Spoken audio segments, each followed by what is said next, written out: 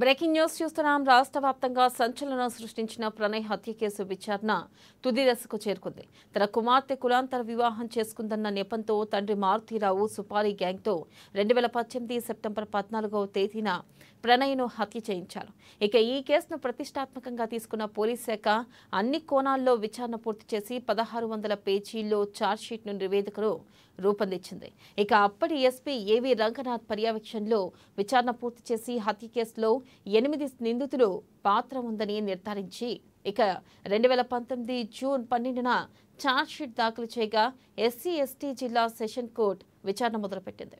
సుమారు 5 సంవత్సరాల 9 నెలల కాలం పాటు విచారణ కొనసాగగా పోలీస్ శాఖ సమర్పించిన ఛార్జ్షీట్ నివేదిక, పోస్టుమార్టం రిపోర్టు, సైంటిఫిక్ ఎవిడెన్స్లతో పాటు సాక్షులను న్యాయస్థానం విచారించి తుది తీర్పును ఈ నెల 10న రిజర్వ్ చేసింది. అయితే ఈ కేసులో నిందితుల పాత్రపై సాక్ష్యాధారాలను పరిగణించి శిక్ష ఖరారు చేస్తూ న్యాయస్థానం వెల్లడించే తుది తీర్పుపై సర్వత్రా ఆసక్తి నెలకొంది.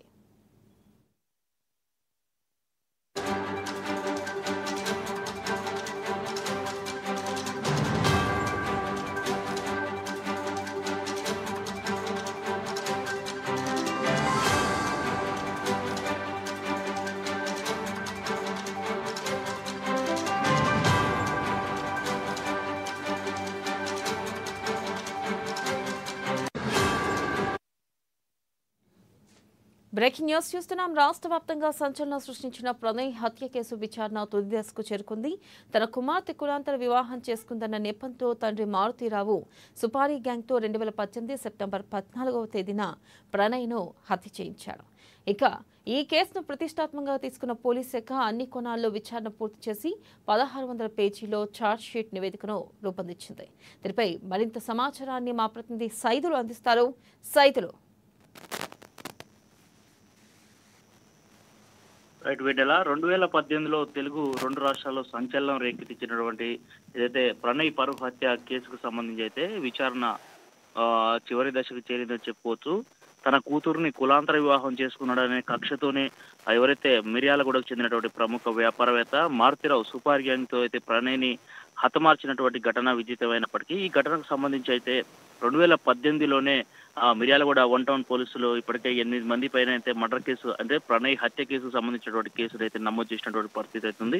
దాంతో ప్రణయ్ ఎవరైతే ఉన్నారో తన తండ్రి పెరుమల్ల బాలస్వామి కూడా ఈ విషయానికి సంబంధించి కూడా ఈ కేసుని కోర్టును ఆశ్రయించినట్టు కూడా తెలుస్తా ఉంది. దాంతో ఇప్పటికే జిల్లా 2వ అదనపు కోర్టు అంటే ఎస్సీ/ఎస్టీ కోర్టులో కూడా ఈ నెల అంటే 10వ తేదీ తుది తీర్పు వెల్లడు కానున్నటువంటి నేపథ్యం అయితే కనిపిస్తా ఉంది. ఈ నేపథ్యంలోనే ఈ తీర్పుకు సంబంధించినటువంటి ఏదైతే కోర్టు ఉందో దీనికి ఏదైతే విషయాన్ని కూడా అంటే ఈ తీర్పుకు సంబంధించినటువంటి విషయాన్ని కోర్టు ఏమి వెల్లడిస్తుందనే విషయాన్ని కూడా ప్రణయ్ కుటుంబ సభ్యులతో పాటు జిల్లా వ్యాప్తంగా అయితే ఆసక్తికరంగా వేచి చూస్తున్నటువంటి పరిస్థితి అయితే నెలకొంది. అయితే ప్రధానంగా ఈ కేసులో ప్రధాన నిందితుడైనటువంటి ఎవరైతే మారుతీరావు ఉన్నారో అమృత తండ్రి అయినటువంటి మారుతీరావు మాత్రం ఆత్మహత్య చేసుకున్నటువంటి విషయము తెలిసిన విషయం అయినప్పటికీ ఈ నేపథ్యంలో ఈ నెల 10న ఎస్సీ/ఎస్టీ సెషన్స్ కోర్టు ఇవ్వబోయేటటువంటి తుది తీర్పు కోసం అయితే ప్రజలు ఆసక్తికరంగా వేచి చూస్తున్నటువంటి పరిస్థితి ఉంది.